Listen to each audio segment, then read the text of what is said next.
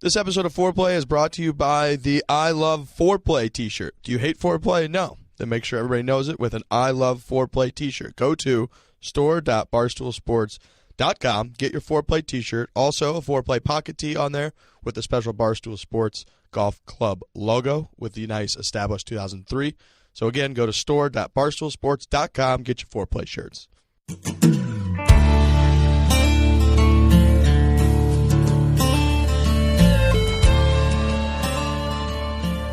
All right, we're back. It is Honda Classic Week.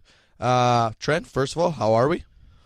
We're good. We're very good. Off the top, we talked about those fire shirts we just made. I don't want to pat ourselves on the back too much, but the Foreplay boys putting out hella fire merch. We've been bringing the merch game from the towels to the Tiger shirts to the Tiger shirts when his back hurts to these I Love Foreplay shirts are maybe my favorite so far. I think they're my favorite as well. The pocket tee is a close second. Get that one as well, but the I Love Foreplay, you can't beat that. Yeah, we put the I Love Foreplay up first, and then we showed the pocket tee second. Even Captain Cons was like, I think I like the pocket tee more. So a lot of good merch out there. Yeah, just get them both. You don't want to be missing out on either one. We're going to kick it off with a little greenskeeping here. First of all, moving the podcast to Tuesdays. Yeah, we just announced that. Yep, from Wednesday to Tuesday. A lot of discussion about this. We kind of want to find that sweet spot where it's not too far removed from the previous tournament, but also, leave enough room to talk about stuff. Right. So when we first decided to do this podcast, we just picked Wednesday because it straddled the line. It was a couple days removed from the last tournament, a couple days before the one coming up. But we decided Tuesday, and one of our main lines of thought was it'll give people an extra day to listen to it, as opposed to put it out Wednesday, and let's say you forget or there's something going on. Then by the time next thing you know, it's Thursday, tournament coverage has started, some of the stuff we might have already talked about. So with Tuesday, you get a whole extra day to listen to the podcast. So that's kind of one of our main lines of thinking for that. Definitely. I think it's nice. It gives people that whole Tuesday. But again, come Wednesday, you might have run out of other golf content if, you're watching Golf Central or whatever your source is. They kind of run out of stuff to talk about. Then you got a whole nother day to get your foreplay in. So we're coming out Tuesdays. It'll be Tuesday every week. Makes it a little tighter on guests, but that's all right. Oh, it'll be fine. It'll be great. Still dominating the guest game. We mentioned the T-shirts. Go buy the T-shirts. T-shirts. Hottest shirt in the street. Not the sleet. Also, do not forget to go to the Foreplay on iTunes and subscribe. You got to leave a review. Top review of the month. Every month wins a green jacket. Yep, we got about, 10 days left in this month, so we'll be picking one here pretty soon. 10 days. We got to pick it soon. You're going to win your green jackets. The only way to get one, no, we are not selling them. We are selling T-shirts. Go buy the T-shirts, but you cannot buy the jacket. You got to win it. You got to earn it. Yep. So everybody go leave a review on iTunes, Foreplay. Also, communal podcast. Email us, foreplay@barstoolsports.com. Email us questions. We really like questions. Yeah, we'll do more. We're going to start doing more questions. We like doing the rules thing. We're going to start mixing it up with questions, things that happen out there with your buddies, maybe some stories, things like that. We'll start working those in. We've done a ton of the rules that people have with their buddies. Very, very funny. But also people send in questions, all that type of stuff. Greenskeeping. Greens are looking good. I think we nailed that. We're the best. We're the best podcast at greenskeeping. We're gonna come up with. We're gonna hit you now with something a little new segment, the Rigsy Golf Minute. We'll have to maybe work on that name. That's all I came up with in the 2 seconds that I had to prepare for that. First of all, shout out to the Foreplay friends who had a huge week. Our boy, the hatless phenom, Ali Schneider-Jans, finished T8, took home over 200K at the Genesis Open. That's phenomenal. I would love to have 200K. Willie Wilcox also wrapped up a top 10. He finished T5 at the Panama Claro Open on the web.com tour. He and Ali actually are both teeing it up this weekend at the Honda Classic. So was our guest this week, Jon Curran. Mm-hmm. A little teaser there, professional podcasting. Willie's also playing the Valspar, so everybody's got those guys. Go give those guys a little Foreplay love the next couple weeks. Everybody likes your Foreplay. Don't be afraid to go buy a T-shirt. Around golf, we had DJ, of course, run away with the Genesis Open at Riviera. I had DJ at plus 750, I think I got him at. So shout out to me and shout out to my Twitter buddy who always DMs me. Your source. My source. Your trusted source. I blew him off for a couple weeks, and then he was like, hey, I don't know if you noticed, but like I've been picking winners every week. I was like, I guess I'll bet on him. I bet on him. DJ beat Scott Brown and the German powerhouse Thomas Peters by 5 shots. People's Golfer 2.0, Keegan Bradley, finished T34. People's Golfer OG, Jim Renner. Jimmy. 7470. Missed the cut. MC hammered it down on the web.com tour. So, Jimmy, pick it up, buddy, if you're listening. Champions Tour, everybody's favorite. Freddie Couples. Freddie Boom Boom got back in the winner's circle, took down the Chubbs Classic in Naples, Florida. He beat out another fan favorite, the Mechanic, Angel Jimenez. Yep. So, good work to those guys. I love Freddie Couples. Me too. He's just a laid-back dude. Everybody loves him. Had a good little story from Michael Breed on him at the Masters last week. So if you haven't checked that out, go check out last week's episode. Professional podcasting. Little lady golf. Ha Na Yang or Jang. I don't know how exactly you pronounce it. Oh, boy. Oh, boy. She won the ISPS Handa Women's Australian Open. Okay. I did shout out to her because she goes bananas at trophy ceremonies. Oh, I did see that. Yep. I did see that. Balance a trophy on her head. She does all kinds of wild antics during the thing, so congrats to her. We love women here who also love foreplay. Go buy a T-shirt. Genesis Open, Riviera Champ, Dustin Johnson / Player Feelings coming up next. DJ, what do you got on DJ, Trent? Love DJ. Love a redemption story. He's had some rocky days in the past that are well publicized. So it's good to see him. He's been on fire for the last, ever since the end of last year. Obviously, Player of the Year last year. He was the USA's best player going to the Ryder Cup. So it's good to see. He dominated at Riviera. Totally dominated. It was never really in question. No. He had 6-ish shot lead going. They played 36 on Sunday, so it was tough a disaster this weekend because they started out. They had to play 36 holes on Sunday. They barely finished up the second round on Saturday. They had to play late, so it was kind of a weird weekend. But I think last week we said what were you looking for this tournament? We were looking for not a blowout. It was a total blowout, complete blowout because it was a deep field. So you thought, all right, maybe there'll be like a more of a cluttered leaderboard. DJ, man, 6-7 shot lead going into whatever that Sunday final round, and then Sunday. Yeah, and he kind of stumbled a little bit down the stretch, but he admitted afterwards, kind of lack of focus. He knew he had it racked up, maybe playing a little bit too safe. But yeah, I think 8 of the top 10 players in the world were in the field. Guys love this track. A little shitty that it was so rained out. It kind of took some of the fire too out of the 10th hole, which is the drivable par 4 everybody loves. It's got one of the skinniest, trickiest greens in the world. Yeah. So that's a little tough with the weather, but hey, weather's part of it. DJ, love DJ, you're right. Good redemption story. We were kind of laughing at Yahoo, kind of hashed up some 3-year-old hit piece on DJ about drugs and rumors of all kinds of bullshit. So fuck that kind of stuff. I don't understand that. Why it's so much more fun to be like, Dustin's good now and he's in a good spot. And we're going to talk about him and Paulina and everything's on the up and up. And then to be like, oh, but he had maybe a dark past, very rumor-filled past. Yeah, and it's like he's super likable. He's like the nicest guy in the world. The Golf Digest piece, I believe Claire Rogers is the one who wrote it from last year. She wrote it in June when he won the U.S. Open about how when he stayed with their family and what good of a guy he was and all kinds of good little anecdotes in there about him. And it's not even like the Yahoo story of like, oh, he failed a couple drug tests of doing like cocaine. Like he's some evil guy if occasionally he likes to go out and do like coke and go party. Like it's not like he's fucking beating people up or like committing assault or he's just like a normal dude, failed a couple coke tests, whatever. Who gives a shit? No, and then like he's easy to root for because he's had the Chambers Bay where it's like, God, he's so close. He gets so close so many times, breaks through, the next year breaks through, gets his major at the U.S. Open. And now he's just on a tear. He's on an absolute tear. He's now won an event at 10 years straight on the tour. Him and Paulina are in a great spot. Shout out to Paulina. I love you. And it's just on the up and up. So to try and drag him back down when he's in a good moment is kind of shitty. Yeah, that pissed me off. Total scumbag move. Like I said, it was a 3-year-old thing. They just hashed it up for clicks. Yeah. So that's such garbage. Which we're all for clicks here at the Barstool Sports, but not that way. Do it the right way. Love clicks, but not when you're like going after somebody for something 3 years old that's just rumor filled and not that big of a deal. Right. DJ's the man. Hits the ball a mile. Hits it dead frickin' straight. His interview. One of my favorite parts of him. His interviews are just like he's like, yeah, I played well. I just played well. Yeah, I like playing well. They're like, you're really excited to be number 1 in the world. Did you ever think you get here? He's like, yeah, I think I'm really good. He even went as far as to say when they asked him, "Oh, does it motivate you to become number 1 in the world?" He's like, "Not really.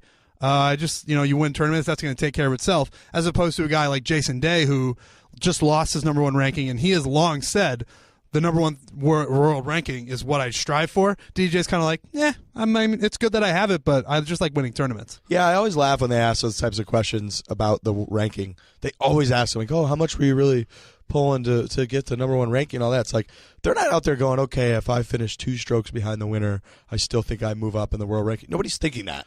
Well, you're just out there playing. Yeah. You're trying to win. If you win, you become number one in the world. That's just how it works. It doesn't help that the world golf rankings, the way to calculate those are like some sort of equation that I will never understand. There's no one within a mile of Barstool Sports that could figure out the world rankings. Like, not even fucking close. No. So maybe Big Data Morgan. He might be the only guy. He could. Yeah. He'd have some sort of thing on some special calculator to get it done. Yeah, for those that don't know, we hired a new lurchy guy, like 6'5" monster who's just the data guy, so we just call him Big Data. Big motherfucker. Nice guy. It's just all he does is data, which is it's similar to like our tech guy, where if you just ask him what they do, they're like, yeah, we're the tech guys, and then you're like, oh, you can just basically say whatever because you know that I don't know. You what just the hell you're confuse me, talking and then I don't ask any more questions. So smart move on their part. The other big news out of the Dustin Johnson camp, they're having him and Paulina having their second kid, which is very exciting. Love it. Love that. Everything seemed to be going well for DJ. You know, his life settled down a little bit.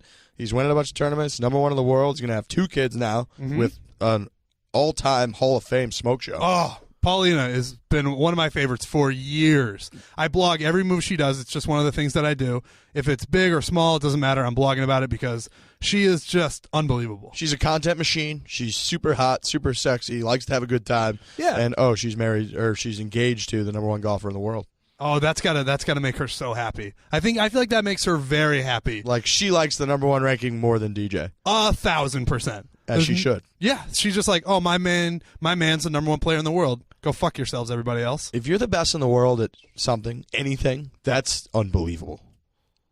I never thought of it like Think in about those that. terms. The best in the fucking world at something. In the world. At golf, no less. Like one of the hardest things to do. At golf, which we've proven is basically impossible. Shout out to Michael Breed for ripping my swing apart. Yeah, shout out Michael Breed, one of a big fan of the show. We're big fans of his. Hideki Matsuyama continues to make headlines for basically hitting flawless golf shots and then complaining about them while they're in the air. This week, he literally hit the flagstick. The wrong headlines. He's making the wrong headlines. You've noticed it's reached past the point where, like, I made fun of him on Twitter, whatever.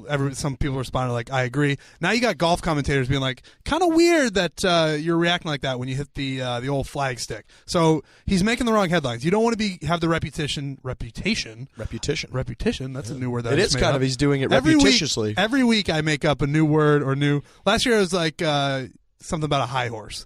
Anyway, you don't want the. I'm trying to think about what it was. Oh, don't take the high. You right. Always take the high horse. Okay. Yeah, right. Always take the high horse. Hideki Matsuyama, he has a bright future ahead of him. One of the best young guns in the game. You do not want the reputation of a guy who does it. It's like when you're golfing with your buddies. You don't want some guy being like, "Oh, that was a terrible shot," and then it lands 3 feet from the hole. Yeah, I almost wonder if Hideki's just trolling at this point. Like, if he flushes it and he knows it's perfect, does he just do that on purpose? If he is doing that, I respect it, clearly, but I do not think that's what's going on. I don't know what it is. Does he have such high standards that it's like, oh, yeah, that's going to hit the flagstick, but it's not going in, so I should react this way? Like, if he is trolling us, it might be, like, is the Japanese media just, like, laughing at us every time? Oh. Like, oh, he did it again. He's got those dumbass Americans by the fucking balls just chirping him with his trolling of his phenomenal shots and acting like they're shitty shots. Woke Riggsy right now. That could be true. I've been pretty woke the last couple weeks. I don't put it past Hideki to maybe be doing that, but I don't think that's the case, but I'm going to be mad if it is. Your girl, Amanda Balionis, was on the Balionis. coverage. How do you say it? Amanda Balionis. She's a fan of us. We are a fan of hers as well. She did a great job. She had her debut on the old broadcast. She did post-round interviews. Did a great job. We just wanted to give a quick shout-out to her. Good job, Amanda. Love seeing good golf coverage. Good job, Amanda. On to headlines. Bryson DeChambeau ruffled a few feathers this week. I believe, he was on sponsors exemption and then played 26 holes or something. I think it was 28. 28 holes and then withdrew, citing some sort of hand injury. Bryson. Tough week for him to do that after I said that I kind of liked him last week. Yeah, that sucks for you that you took that side of the fence because he can't make cuts, and then not only does he not make a cut, he just full out withdraws for some. He took a picture of the hand injury, and he just like wrapped it one time and was like, "Oh, my hands hurt, so I got to bail." Like, put some fucking ketchup in there or something. Make it look like your hand Do a went through Kurt World War I. Schilling bloody sock situation. Something. It legit looked like he just put the freshest piece of like gauze tape on his hand I've ever seen, and it was fine. I mean, it looked fine. This leads me to believe that he has zero self-awareness, doesn't understand that these things are going to rub people the wrong way, especially when he is trending in the direction where people are already don't really like him because he gets so much coverage and he doesn't play all that well. He hasn't made a cut in a long time. So that shows me that he doesn't have much self-awareness, and that's a tough look for a guy like that. I really did not realize how many people don't like Bryson DeChambeau until I said that I liked him. And they were like, and then everyone's like, fuck you, Riggs, this guy sucks. And then he withdraws on a sponsor's exemption. It's what you said last week. Early on, you see the kid, and he's interesting, and he's doing things that bring you attention, and you can either be like, that's really interesting, and I like that, or you go the other way, and you're like, make a cut, and then I'll find you interesting. Yeah, so tough week for that. Maybe pick a different week to withdraw Bryson DeChambeau. Also, you were not happy about his commercial situation.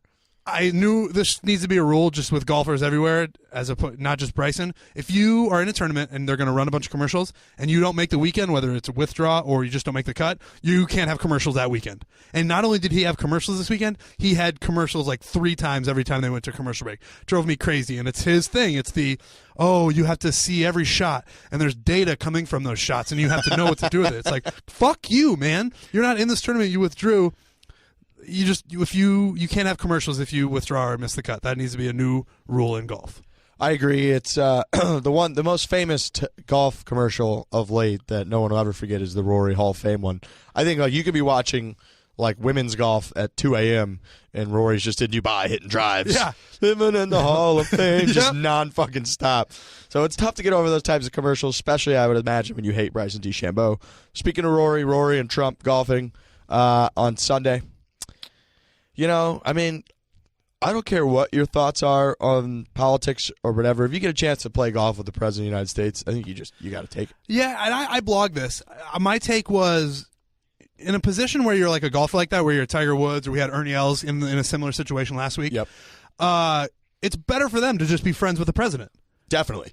It's way more beneficial. I mean, obviously, whether you disagree with Trump, which a lot of people do, you being friends with the president, regardless of who is in that office, is going to pay bigger dividends than you being a professional golfer who's not friends with the president. I know that's a shitty way to look at it, but I think it's true. Yeah, I mean, it's a no-brainer. You know, and especially a president who's very closely tied to golf. Mm-hmm. He's got golf courses everywhere. Even when Trump first started to run, you could tell, like, different golf entities that wanted to shit on him or whatever were like, we're just not going to say anything. Yeah. Because this guy kind of controls a lot of the golf world. That's just smart. That's just looking out for yourself, looking out for numero uno. Like you said, it's way better, no matter how you feel, to be on the president's good side than on his bad side. Yeah, and the optics of it, you just kind of have to, like, people are going to be like, there will be people who are like, oh, shit, Rory's hanging out with Trump. I don't love that. That's going to pass, and it's not going to matter. No, definitely not going to matter. Also, I mean, I'm sure Trump probably just, like trivially just gives him his number too. So yeah, Rory, just text me. Yeah. Sure, like hit me up. So that's not a bad thing to have. Do you think Rory plays Trump to the point where it's he beats him and he wants like that respect, or do you let Trump win and get on his good side? Trump, you got to let him win. Have to. If it was anybody else, any other president, I think they could handle losing, no problem. Shake your hand, great match. Yep. If you beat Trump, like he might have you just disappear. You don't leave that mount. You're that round. You're just gone. Right. Like within a week, it's like, oh, Rory was on his way to Dubai for a tournament, and his plane mysteriously disappeared. Like that's not kosher. The silver lining, despite how you feel about Trump, is that he's playing a little golf again. He's been hurt with a rib injury, so we're hopefully going to see him soon. Got to be healthy enough to be out there golfing. So I think he said Mexico is his target in a couple weeks, like 3 weeks, something like that. So hope to see Rory back. We're huge Rory guys. Of course. Speaking of somebody who's not back, but whose back is in bad shape, Tiger Woods withdrew from a press conference and then also withdrew from the trophy presentation on Sunday, basically withdrawing from just life at this point. You know how you said Hideki Matsuyama might be trolling us with these moves? Yeah. I feel like Tiger might be trolling people with withdrawing. He's just withdrawing from everything. Everything he does, he just withdraws from. I'm not going to the grocery store. I'm withdrawn. It is almost like his agent is releasing these statements and just trolling everyone. Oh, Tiger withdrew from going to get lunch today. Yeah. Can't move. It wasn't enough for him to withdraw from the press conference. The press conference. And then they just had to make it a thing where He is usually here for the trophy ceremony, but he's got to withdraw. He can't do it. Like, made a point to be like, he literally can't even walk down to a fucking green and hand somebody a trophy that probably weighs 5 pounds. Yeah, not a great look. They said the doctor's orders were to stay horizontal. Is that what it was? Horizontal or vertical? I can't remember. That's not good when you're making a comeback to be one of the best professional athletes in the world, and you cannot. You're literally on a fucking. You have to be horizontal. Not great. So I think that's all we're going to talk about Tiger, but it's not looking great. It's amazing how much our fears have come true times like infinity. Times infinity. Like, oh, I hope he doesn't grab his back and get hurt a little bit too. He's withdrawing from trophy presentation. He looked so good at the Hero World Challenge. So good. He finished, 15 out of 17? But It was just healthy. He was hitting great chips. He got rid of those yips. He shot a 65 on one of the days. And now we are so far removed from that it makes me want to cry just a little bit. On to a brand new segment. Shank you very much. This is the biggest blunders in golf, a.k.a. the Shank of the week. We had Pat Perez. Trent, you were pretty plugged into this on the social media all week. I was. Tell us about it. Well, it's pretty simple. He got up to the drive. We love Pat Perez. Love that hair. Phenomenal hair. Oh, love that guy. But steps up to the tee, hits it. Kind of looks like it's maybe going to the gallery a little bit. It just smacks a dude. Smacks a dude so hard that I thought in real time when I was watching it that it bounced off a wooden chair. They had like a couple set up. Yep. You go back, you watch it. It clearly hits a dude in the head. Clink. Clink. Clink like bouncing off a marble floor. And then, so they go to commercial. I took a video of it and tweeted from our account at ForePlayPod on Twitter. Oh, they nice. come back from the commercial. Sure as shit, Pat Perez is down the fairway with the guy. He's sitting on a chair, and a guy has a thing to his head, like stopping the bleeding from him all fucked up. So it was a bad scene for our boy Pat Perez. Yeah, that's tough. You gotta feel bad in that situation. I mean, the only thing golfers can do, I feel like they always like sign the glove and give it to him. That's like, oh no, your head's fine now. Here's a glove. There's got to be a different sort of system. So if you get hit in like the fleshy part of the back, all right, you can get a signed glove. You get hit in the noggin. I think it hit him right in the temple. We got to have a different reward for people in the gallery. Take him out to dinner, maybe buy him like a new set of clubs or something. Yeah, you're right. The glove thing, it's just kind of that clank too. I mean, that motherfucker, he got smoked. T's and P's with that guy. Hope he's all right. Seriously, you go back and listen to that video. It is. I'm never going to forget that sound. Now, I laughed out loud when I saw it, but then also felt bad. Also, on an extension of that, a couple holes later, maybe in the next hole, Pat Perez hit another guy. Oh, yeah. Yeah, maybe 20 minutes later. Yeah, hit him right in the back. Smoked another guy. He just picking people off. Yeah, golf's dangerous. You got to be out there. It's tough because if you're in those spots where drives actually land, you don't want to be looking up in the sky. Mm-hmm. Like, oh, I wonder if there's a golf ball coming. Right. Because if you don't pick it up, you're in the worst. I mean, it's going to hit you in the actual face. Right. Not like the back of you or the back of where your flesh is, like you said. It's going to hit you in the eyeball or your jaw, and you're just done. The PGA Tour players are clearly very good. I am a little surprised that people don't get hit in the noggin more, just in the gallery in general. Yeah. I really think that should happen more often. Me too. I don't want it to. But. Good luck to all those people. Keep your head on a swivel out there, but not too much. You'll take one in the face. A little foreplay in the wild. I hit the simulator golf on Saturday. Played Pebble Beach with Smitty, office manager Brett, and one of my roommates, Ben. People have been asking me, what's the simulator like? What's simulator golf like? I've been saying it's worth it. Yeah. Because you get to get out, especially if you live in a wintry climate where you just don't get to swing the frickin' golf club for 2, 3, 4 months a lot of the time. Especially you live in New York, you don't have much room in your apartment. It's worth it. You get to get out, you swing. The simulator's not perfect. Some of the shots register a little bit differently, but it's good enough that it's accurate enough. Like if you fucking hook one, it hooks. Yep. And you're in trouble. There are times where, you hit the occasional, so the simulator loves when you hit it low. So a lot of times, you'll hit a really thin 4-iron or something. It'll go 290 on the simulator. But then you also hit a nice, what you would think would be a 70-yard wedge shot that you get up in the air and it goes 30 yards. Yep. So it's not perfect. It's very fun. There's a couple different ones in New York City that we go to. I think it's $70 an hour. You get a couple beers. They have a full bar right there. Next thing you know, you're there for 4 hours. You spend $100 or so. You get a little drunk, but you play a nice round of golf. Played Pebble Beach. Got a beautiful picture out of it on the 7th hole. You guys look great. Yeah. You guys were all in your golf stuff. It looked really, really good. Felt like we were dreaming. Brett asked me, he's like, what do you wear to this thing? And I was like, what fuck kind of question is that? What do you think you wear? It's not a bad question if we're being honest, because when you go to a normal golf course, you know what the attire should be. Yeah. But if you're just, I'm going to go stand somewhere and drink a bunch of beers inside, that's not where I would think I got to wear straight up golf stuff. I told Brett if you're not wearing golf gear, I'm not letting you into the simulator. I think that's fair. I think that's fair. New video we shot today, we released today. We released yesterday. Yep. Of playing through. One thing we want to talk about is anytime you play through, the next shot is the hardest shot, most nerve-wracking shot in the history of the game. Yeah, so we put out that video yesterday. Shout out to our boy Francis who helped us out with it. Yeah, Francis helps us big time, helps us write those. Very creative guy. Yeah, those are fun to make. Yeah, playing through, and that's the kind of what we played off of. We went in. The joke was like, oh, you're nervous to pee, but you're also nervous after playing through. Nothing more nervous. You're playing through, you're on the tee, and those people come up right behind you. You're like, fuck. And they sit there and wait while you play golf through them so that you can play golf faster than them. And then if you hit a shitty shot and it takes you 20 minutes to play that hole, you're just like, fuck the whole time. Unbelievable. So go check out that video. Also, go buy T-shirts, do all that stuff. Shout out to the Genesis Open who tweeted out on Saturday, quote, at Riviera, Saturdays are for the boys. Fantastic. I retweeted that. This is the beauty of the Saturdays are for the boys. Given Barstools, not so much anymore. We're doing on the up and up now. Yep. But the Saturdays are for the boys is disconnected enough to something where, like, oh, that's Barstool, that a stoolie maybe running in the Genesis account can tweet something like that and everybody knows, like, oh, nice. That's a little hat tip to the Barstool. Slide that in there a little bit. Yeah. So shout out to who's ever running that account, Genesis Open. We love that type of stuff. Also, everybody go buy a Saturdays for the Boys golf towel. Nice. One of our top sellers. Everybody loves that. Coming up next, we got interview with our boy, a mass guy, Jon Curran of the PGA Tour. Phenomenal chat. Enjoy, folks. All right, we're joined by Jon Curran. He is, for those that don't know, Hopkinton, Mass guy. I believe, and correct me if I'm wrong on this, a little bit of a stoolie, a little bit of a Barstool fan. I'm a decent stoolie. I'm not, I'm right in there. Yeah, I figured because Boston guy. That's kind of our MO is the Boston crowd.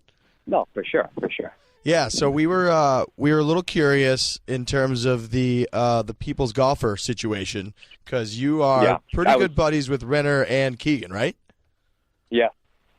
I went to high school with Keegan, and he moved to my hometown when he was I think he was a senior, and we went to high school together, and I played junior golf against Jimmy Renner growing up, so I've known him for a while. Yeah, we love Jimmy Renner. He's the man. He's one of our go-to guys.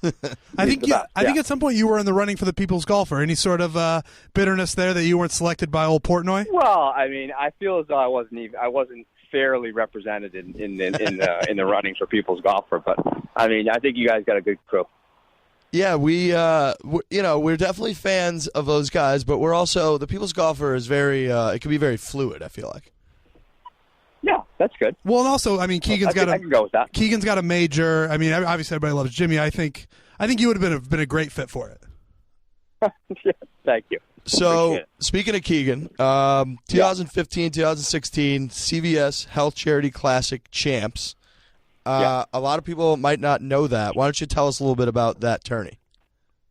So, the CVS Charity Classic, it's obviously sponsored by CVS Caremark, the organization. So they put on a really good event, and they've put it on for quite a while now. They've had it going for, I think last year was their 18th year. So, I mean, I remember growing up traveling down to, because there's obviously not that many golf tournaments in the New England area, so we'd go down and watch guys come in and play that event. And so just to even be in that event, it's really awesome. And then obviously to play with my best friend and then to win it 2 years in a row is pretty sick.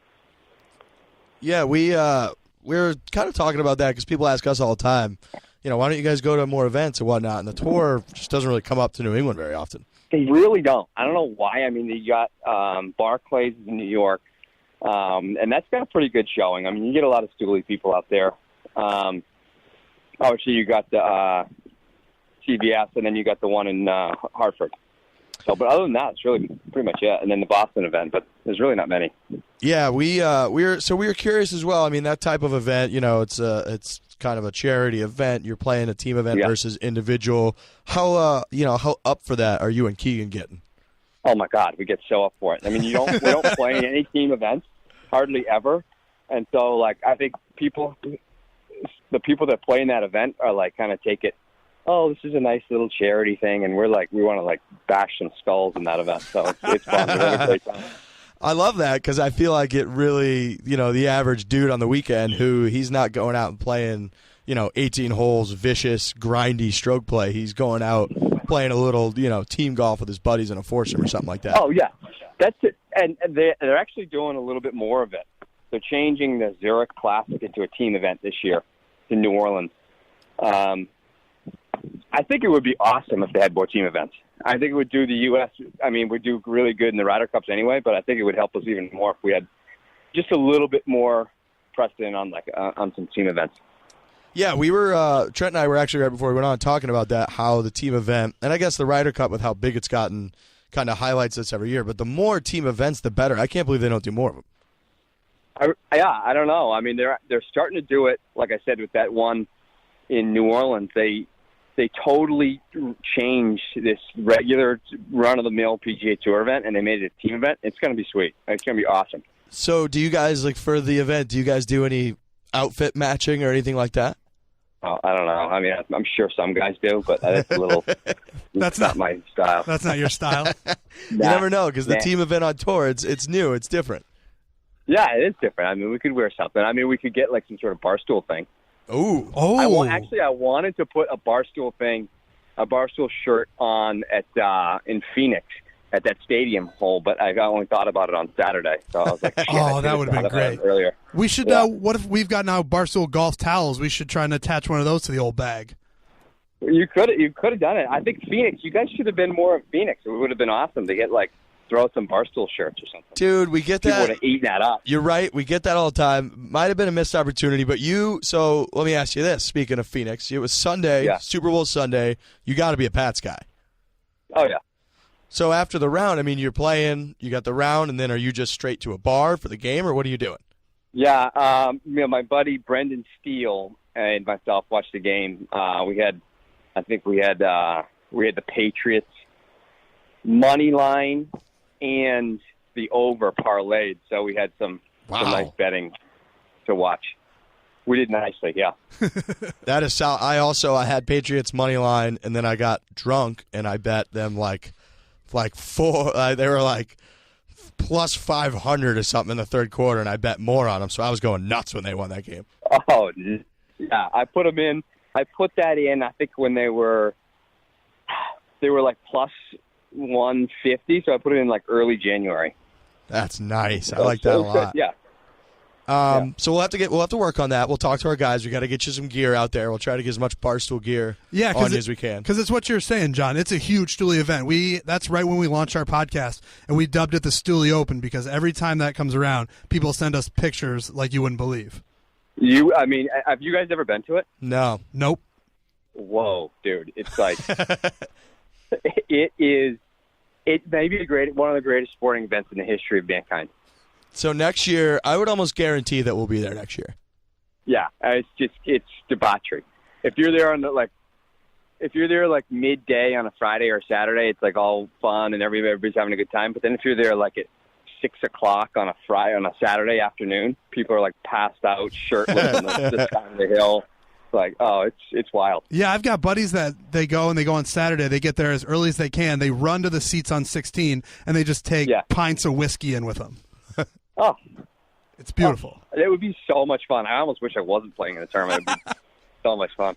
So yeah, we were gonna ask because we had Ollie Schneiderjans on that week. So we're gonna ask, what's it like playing in that kind of environment versus the classic? I mean, classic golf, quiet, please, all that shit. And then all of a sudden you're out in Phoenix and you got a bunch of drunk clowns all over the place. Good. I mean, it's fun. You got to really embrace. I was talking about this with somebody today. You really have to embrace it. If you don't, and you're fighting a battle because that place is wild.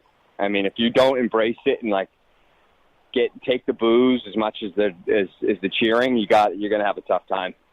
Yeah, you almost got to let the booze fuel you a little bit. Yeah, I mean, you're gonna get booed. It's just There's Yeah. no question. If you miss a putt, you'll get booed. Well, I was gonna say, even And if you that's not even. even if that's you put not it on the even green, they 16th don't hole. they boo. Yeah, like the green is. People are there to see a train wreck. They could care less if you make a birdie or not. I like that. That is our kind of event. Yeah, it's wild. So speaking of this year, pretty good start to the year for you. You've been making some cuts early on. You're playing Honda this weekend. Just kind of give us, how you feeling, where you at. I've been playing good. I've made a lot of cuts. I haven't had any great finishes yet, but I remember my rookie year. I remember all I had was like either a missed cut or like a top 10. So it's like kind of hit or miss. I mean, there's more than one way to do it. So I'm making a lot of cuts and a little bit more consistent this year. But I'm just looking for one or two good starts to fire me up. You might not love this, but I was looking, speaking of gambling, at the betting odds right before, and they have you at plus 30,000 to win this weekend. Plus 30,000. I think I'm going to take. I have to take that. It goes. No, there were like 10 guys that were worse than that. Okay, so that's only 10. Yeah. Oh, yeah. I mean, actually, I think it levels off like a cut. So that's why I was thinking. I might have to take you there. It's good value. Oh yeah. We'll have to see because we've had the last couple of guests, Ollie Snyder-Jans and Willie Wilcox. They have done well in the tournaments preceding coming on here, so this might just be your good luck charm coming on this podcast. It could be. It could very well be. Hometown event, bro. I mean, this is going to be fun. Be good. I love that. So we're very throw a hundy on that. We'll see what I can do. Oh, there you go. I'm all in on that. That's all you had to say. I already placed the bet now. So we're big caddy guys. We love caddies, kind of common men. Good. Tell us a little bit about your caddy player relationship. My caddy is he's actually, I'm waiting for him to come to my house right now. He's staying with me this weekend. He's that tells you enough about the relationship. We have a great relationship. Love that. He's an older guy. He's been on tour for 30 plus years. He's had Davis Love. He's worked for Davis Love. He's worked for Brad Faxon. He's probably won 15 times. So he's been around the block. Everybody loves him. He's a big-time ball buster. Oh, I like that. I need that in a caddy. Wicked ball buster. Is he giving you shit out on the course and stuff? Not necessarily me, but he's a loyal guy, which is great. So if anybody's giving me shit, he's going after them big time. Oh, that's great. He must have loved the Phoenix. He loves it. Oh yeah. If anybody's yelling, I remember one guy at Phoenix on the 7th. So Phoenix is wild because 16, that's crazy hole, but there's only 30,000 people in that one hole, but there's 200,000 people at the tournament that day. So there's 170,000 people roaming about the whole golf course, the whole rest of the golf course. People always forget that the rest of the course is an absolute circus as well. It's a circus. So some of the worst areas or the toughest areas that are loud and wild are 17 tee box, and then just right when you get off the 16. And I was playing on Friday. I was playing really well. I was going to make the cut, and I had a really good round going. And I hit this tee shot on 17, and some guy was yelling right in my swing, and I didn't hit it great, but it was still okay. It was still in play, and my caddy, his name's Cubby, gives this guy the death stare you wouldn't believe. It was he wanted to jump into the crowd and kill this guy, but no, he's good. He's a great guy. He's been around forever, and he's a really, really good caddy. I love that. What's your guys' chatter out out there in the middle of a round? You guys pretty positive? You kind of shooting shit about random stuff? You focused on golf? Yeah. I mean, I do a lot of. Recently I've been last 5 or 6 months been getting myself into some nice sports betting. So I've been doing a lot of gambling, and we talk about. He's a big hockey guy. He coaches the Sun Valley Suns, which is a junior elite hockey team in Sun Valley, Idaho. Okay. And so he's the coach for that. Those guys. He's a big, huge hockey guy, and he gives me all these hockey plays. They never work out. But hockey betting's tough because it's always it's always the over/under's always 5.5, and then it's always plus 1.5 on every game. Yeah, I know. Well, I've been doing some money lines. I can buy the line down to 0.5, which is not bad, but I love going for that minus 1.5 line and getting some nice plus 200 game going. Oh, I love that. We could probably talk about that all day. Yeah. So we also noticed in our extensive research, you're a big graffiti guy. Yeah, so we went to your main page, Professional Golf Podcast, had to check it out. Yeah. It says, lover of graffiti and street art. Can you tell us a little bit about that? Yeah, I grew up obviously in Massachusetts, and I remember going into the city, driving into the city, and on I-90 and the Mass Pike, and always seeing the graffiti on the side of the roads. Oh yeah. And I don't know why, I just got drawn to it. I love it. I really like that art. I'm kind of big into art, and there's this place down in I live in West Palm Beach, Florida, and there's this place in Miami that's really, really cool. It's called Wynwood. Okay. And it's like this really hipster neighborhood with all this like murals and street art and graffiti and really cool. It's a really cool spot. I'm just into that art. I love spray paint, and I love just that kind of artwork. Yeah, I was going to say, do you? I'm a big vandalism guy. That's what it sounds like. I was going to say, yeah, do you dabble yourself, or do you just an admirer? No, I do paint quite a bit actually. So whenever I'm on I'm off the, I got a couple weeks off, I'll do something. It's not like graffiti, like with like words and stuff. Like just paint with spray paint. We basically, now we have to get you to paint something of us, or maybe like the three of us pretend like I could do somebody's face. That'd be that'd be phenomenal. Like somebody's give me like a really horrible picture of somebody, and I could paint it. Maybe Trent or that's really easy. Or Glennie Balls or something. That is really easy. We could do that, no problem. We'll make that like our Twitter cover photo or something like that. Yeah, I love it. That'd be great. That's absolutely phenomenal. Well, speaking of like your drive, you're saying you're obviously Mass guy, Boston guy. You're driving in on the Pike.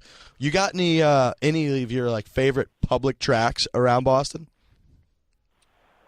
Favorite public tracks around Boston? I played Granite Links last year in Sean Thornton's charity event. That was pretty good. Okay. Yeah, I actually small world. I had a junior membership at Granite Links for 4 years. Isn't that really expensive? No, the junior one. So if you're like under 30, it's not bad. They have like then kind of mold you so that you become a full-time adult member, which is way more expensive after you're 30. But they had like a really appealing deal. That place, this comes up in every podcast, but that place is phenomenal. And then that's actually Mike Welch, who was the assistant pro there this last summer. So that's how I got to know him and Renner pretty well. Mike Welch is a recurring guest on this podcast and has yet to appear. Yep. I love Welchie. Oh, he's the man. Yeah, he's good. He's good stuff. I didn't know he was. Is he the head pro out there? So he had a child in the fall. So he did when he moved back. He did like a move back home. Get like a steady job as the assistant pro at Granite and all that type scene. And so he actually helped me out with my swing and all that. Played a bunch of golf with him. Got to know him well. And he's Welchie's an animal. He's the man.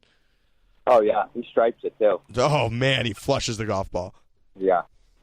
All right, so we're gonna close it with. We always close it with a little rapid fire. We just have, I believe, 3 questions today, Trent. Yep, we got 3 questions. We're gonna ask them, and you can just give your gut answer. We'll do them fast. Okay. All right, number 1. What is your go-to curse word after a shitty shot? Fuck. Just do you go to old-fashioned F word? Yeah. Love it. There's really nothing better than a good F-bomb. That just gets the job done. No, it's if you really nail it, it's wonderful. Okay, that's a good one. Second rapid-fire question. Do you have any weird pre-tournament rituals? Pre-tournament rituals? The weirder the better. I really don't. The weirder the better? Yeah. God damn, I don't really. No, not a superstitious guy? I'm not a superstitious guy. No, I'll eat anything or do anything on the day of. I respect that. We did have a long drive guy we met who he like specifically eats Bojangles every day, like during competition. No, I'm not into that. All right, last one. Favorite blogger at Barstool Sports? Favorite blogger?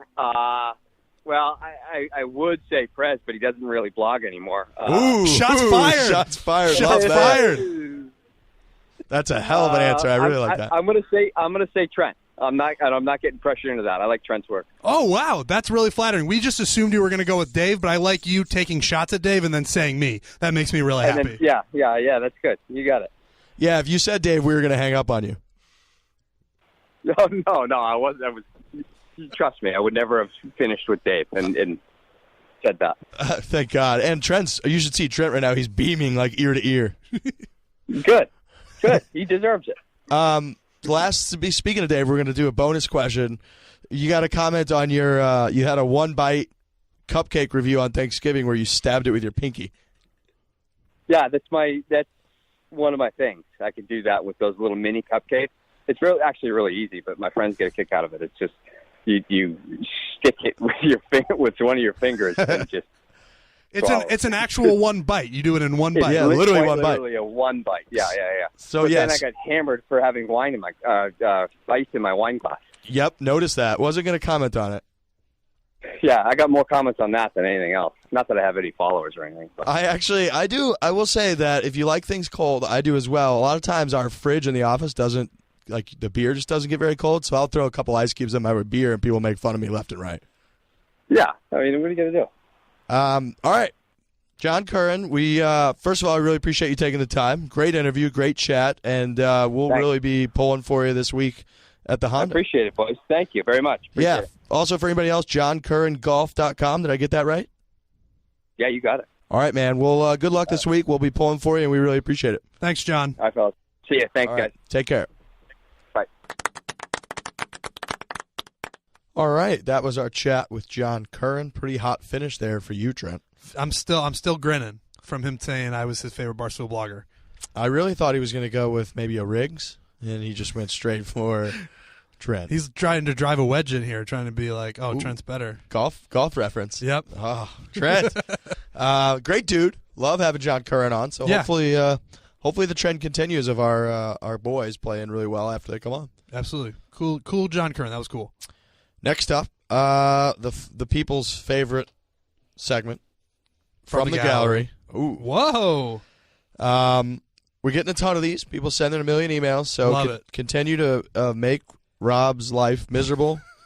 Email foreplay@barstoolsports.com. ForePlayPod on Twitter and Instagram. Yep. Questions, rules, the whole thing. Just send us whatever you got. A lot of questions. Send us funny questions. Send us funny quirks that come up on the golf course. Send us all kinds of interesting things that you think would make for good discussion between Trent and myself.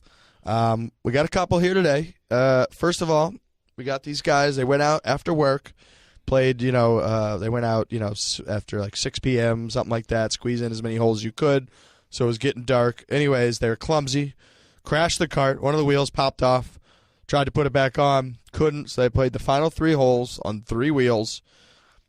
I guess it sounds like they drove up and just like left the cart there and then like scurried off and ran away. And the question is, are they dicks for doing that? And would you have done that? I have 2 answers to that. I would say, yes, you are a dick for doing that. Would I do it? Yeah, probably. Yeah, I would totally agree. I would do it. I would do the same thing. I would feel really bad about it. Of course. And also, there's probably a paper trail involved with that. They know what cart you took, so they're probably going to know who you are pretty quickly. I feel like that's very dependent on the golf course. Some golf courses are so far behind on technological things. For example, I'm always shocked when I go to a golf course's website and you're trying to look up, like, does this place suck balls? Yeah. And you go and their website just sucks. How easy is it? Just get a domain name and put up like the most beautiful pictures you could possibly take on your golf course. Yeah. Even if you have like 2 decent views on your course, take the nicest picture on the nicest day, put those on the thing, and put, here's our phone number, and people will go play it. Uh-huh. So my point is that there's some courses, they just hand you a key. Yeah. Like, good luck. Then if that's where we're going with it and they don't know who you are, then you're fine. But you are a dick. You are not a nice person because if you're being rough and rowdy with the cart, it's somehow lost a wheel, and then you just bail on it. Not great. Yeah, I've never lost a wheel. I will say that my brother and I have been playing before, and the cart ran out of juice. Oh. On like the 16th or 17th hole, and it was dark, getting dark as well. My brother and I just grabbed our bags off the back, and we just left.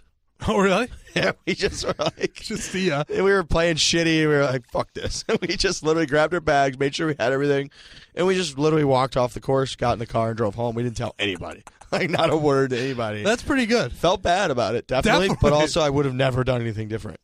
Yeah, that's the thing. Like we can say, I mean, I'm an asshole for doing it, but it's just happens to be true. My golf cart story when I was like 5, my dad is a big golfer, so I'd always be hanging out at the course, and I just took a golf cart and slammed it right into a tree. Ooh, so that's nice. Bad start with golf carts. Not like I can't drive them anymore, but bad start. Yeah, golf cart's a funny environment too, where you could just go get shit faced on the golf course, but you're driving a dangerous machine. People forget that. People do forget that. It's also part of the fun. Definitely. It's like, no, look at me. I'm behind here. I'm down here, but I'm not going to hurt anybody. Yeah, there's also a certain guy, like when you roll up to a lot of tracks and the bag helper guys will be like, oh, which one of you is driving? And I'm usually like, I don't give a shit. But there's certain guys that are like, I want to drive. Yeah. Like, I love driving. It's the most fun thing in the world. So shout out to those guys. You're definitely a dick, but I think I would have done the exact same thing. Something similar, sure. Another guy asks, how to find friends that don't suck at golf and also aren't too poor to go on golf trips. We talked a little bit about this before we came on. This is less about the person asking, and it's the friends that just need to change. You're only young once. Go on some fucking golf trips. That's what pisses me off about people that are, if you have kids and are married and all of that, it's too late for you. Your life is over. You can get away with this type of thing. But conversely, if you don't, dude, saving $500-$600, $1,000, whatever the trip's going to cost, at the end of the day, who gives a shit? Spend the money, go have fun, because your life's going to be miserable forever. Go ask Kevin Clancy. His life's miserable. He's trying to go on vacation right now. It stinks. He's in California right now, and the only things that are coming out of there, he's like, this is the biggest mistake of my life. The worst, 3 or 4 days of the year for him, and it's his vacation. So, and that's going to happen to all of us. We're all going to settle down, have kids eventually. Totally. At least have some good memories in the bank where it was like, I'm glad I spent that money to go on that trip with my boys. I'm glad we played a bunch of golf and got drunk. You don't want to be Kevin Clancy's shoes and not have those old memories. I've never come back from a trip like that where I spent too much money and been like, oh, that money wasn't worth it. And you also don't want to be the guy who your friends go and you miss out on all of it, and they come back with all these jokes and all these references. They've got those stories forever. That actually might be the number one reason why these people should go. Yep. You want those memories, but you also don't want to be left out of your friend group when they're like, hey, remember when Jack fucking pissed all over the place? And we lost a wheel and left the golf cart out there? Right. It's like, you don't want to be missing out on those things. Every Saturday that you go play with your boys, there's going to be 100 references that you're just out. Like, no, I don't remember that because I suck and I was a cheap piece of shit and didn't go. Yeah, so that's really it. I think that's the best answer we could have given. Basically, tell your friends, just send them this segment. Yeah. Cut this up. Actually, just send them the whole podcast. Also have them subscribe, rate, and review. Buy a shirt, buy a towel. Do the whole thing. Yeah. And then have them listen to this. Hey, you fucking idiots. Just do it. Just go out and do it. It's fun. It's a no-brainer. Never regretted it. Spend the money. Don't be a cheap piece of shit. Another guy sent in. So there's a lot of different variations of this, but a lot of people call it poison. It's essentially when you're on the tee, you're waiting for people in front of you, which is one of the worst things in the world. Sucks. You're out there, you're golfing, you're having fun, you're trying to play, and you just got to wait. A really, really good game is you start at one of the tee markers and you hit your ball over to the other tee marker. You got to hit the ball, you got to hit the marker. Every time you hit it, you get to continue your turn, and then once you've hit both tee markers, you can hit the other guy's golf balls, and once you hit their balls, they're out. And it's the last man standing, basically. Okay. But you can't start knocking people's balls out until you've gone across, hit the other tee marker, and then come back and hit the original tee marker, and then you're able to just knock other people's balls out. Okay, and you have done this. Yeah, I've done this. A lot of people play different ways, basically. But what happens is it becomes a wild game at the end because you've both hit both tee markers, or all 4 of you have, or whatever, and then you're just chasing each other around the golf course trying to hit the other guy's ball, which is really hard with like a driver in your hands to hit like a load ball. Right. It's a fun game. Again, there's a lot. It's similar to when we talk about snake and 3-putting all the time. There's like a million different variations of a similar game. Sure. But for those of you out there that don't know it, look it up. Take that. It's very, very good way. You can bet a ton of money on it, obviously. It's called poison? A lot of people call it poison. Where, again, it's basically just a way to play another game. A lot of times you bet like $5, winner take all, something like that. So if you're out there, you're bored, Play a game of poison. You can also wager like shotguns on it. We like drinking is a big theme in this show. Shotgun mulligans, don't forget. Don't forget about shotgun mulligans. I feel like we're already starting to get a good amount of submissions of those. We've gotten here's the two things that I've gotten the best response, and we've had a lot of them. Shotgun mulligans, people love doing those, and you got to be fist fucking me. Yep, is unbelievable. We had one guy do a shotgun mulligan, and then his friend yelled, "You got to be fist fucking me," and I was the happiest dude in the world. I was gonna say a lot of people are combining the two, which is fine. Like hitting a shitty shot, taking a beer to the face, and then yelling, "You got to be fist fucking me." Love, you got to be fist fucking me. Shout out to Willie Wilcox. Shout out to Willie. Dead animals too. Ton of dead animals. We've gotten so many dead animals that I forget how many dead animals we've gotten. That's how many we get. It's insane. And also, when Pat Perez hit that guy with a drive, we talked about him earlier, people were like, so does he got to eat that spectator? Hilarious tweets, the people that are doing that. Touche. I don't know if he would. We'll have to get that. We'll have to ask that guy. I'll text that guy and ask. We got one more.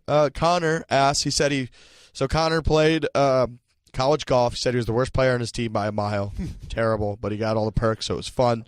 Anyway, one of his best buddies now, was one of the better guys on the team, pro golfer on a mini tour somewhere, said this guy Connor gets to be the caddy. He's going to caddy for his buddy one tournament, but of 2 different weeks. Which one's the worst one to go to or the better one to go to?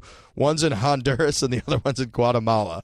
And he's basically like, which one is the least dangerous place for me to go? This is a better question for you because I feel like you know these things. You know history and you know what other parts of the map are. For me, when you say those two things, I'm going to say they're both terrible and awful. I agree. I'm going to say just on a whim, I would rather go caddy in Guatemala. You would? I don't really know why.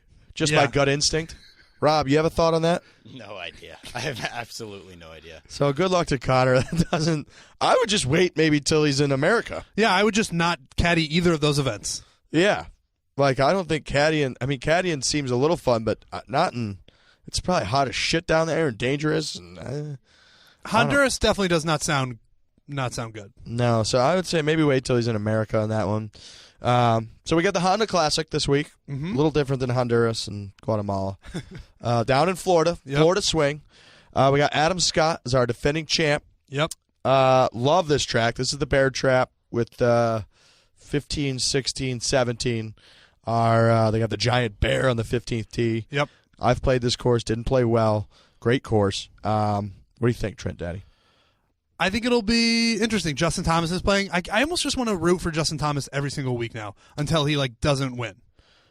Yeah, I'm so confused as to who the best, hottest golfer really is because JT won back-to-back, shot a 59 in that stretch, and then you look and Hideki Matsuyama wins and he's won 4 of his last 8 or whatever the hell it was, and then now Dustin Johnson wins. All of a sudden he's number 1 in the world, and it's he's coming off Player of the Year and he won a U.S. Open and all that, so there's so many good golfers, and we got Eldrick, who can't even present a damn trophy. He can't do it. He can't go to press conferences. He can't do any of that. So, yeah, Justin Thomas, that's what I'm most looking forward to in this. I want to see if he can keep it up. So, it's kind of basically we just said that it's a wide open field, which is interesting because my Twitter source. Here we go. My famous gambling Twitter source. Who was right last week. Who was dead on last week. Yep. I took DJ, like I said, plus I think it was $750. Took him, won a bunch of money. This guy is the Cap Father, is what he is on Twitter. Oh, you're giving his name out there. He's been DMing me for a month about picks, and finally one of his DMs was like, "Hey, have you been looking? Because I've been fucking right every week." And I looked, and he was. I was like, "Oh shit!" So I took DJ, and he's correct. He was correct. So we're gonna give out his picks again this week. Here's what he said. He said, "Rigsy, this weekend it's wide open. No Spieth, no DJ." He said, "But I do like Ricky at 15-1, coming off a week of rest. Watched his Ryder Cup buddies win back-to-back weekends.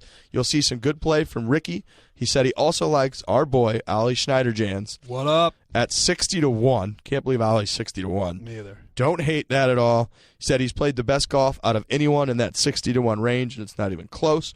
Cap Father really likes East Coast guys coming back to the East after a few tournaments out west. Ollie played at Georgia Tech, so he's probably familiar with PGA National. Those are Cap Father's picks. What do you think of Ricky and our boy Ollie? I like riding with our guys. That's like my favorite thing. I think we said all of our guys are playing this week. Yep. And so if Ollie wins, that feels like I'm winning.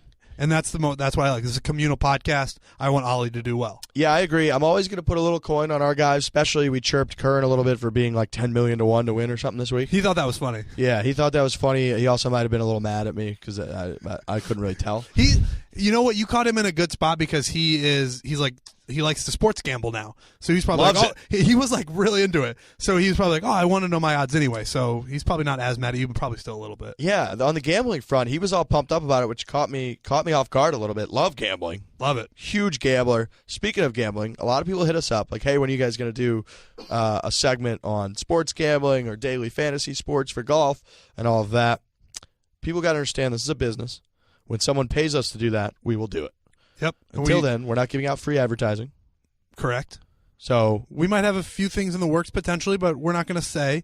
But yeah, we would like to. If anybody's interested, we want to do daily fantasy stuff, and we like to get a little coin for it. Email foreplay@barstoolsports.com. Pay us a bunch of money. We'll talk about your sports betting, daily fantasy sports site, whatever the hell you want to do it. For now, we're going to rely on the Cap Father. Yep. Ricky, Ollie this week. Also our guys, Willie Wilcox, Jon Curran, at like 1 million to 1.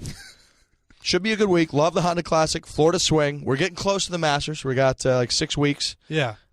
So things are heating up. Yep. Pull for our guys. Again, don't be afraid to email us. Send us all your stuff. Go buy shirts. Go buy towels. Subscribe, rate, review on iTunes, Podcast One, all that good stuff. You only got 10 days left to win a green jacket, so go send a fire review on iTunes for the Foreplay boys. I think that's it for this week. I think so, too. I think we nailed it. What a podcast. Hit it hard. Hit it hard. I hit it hard, man. So far.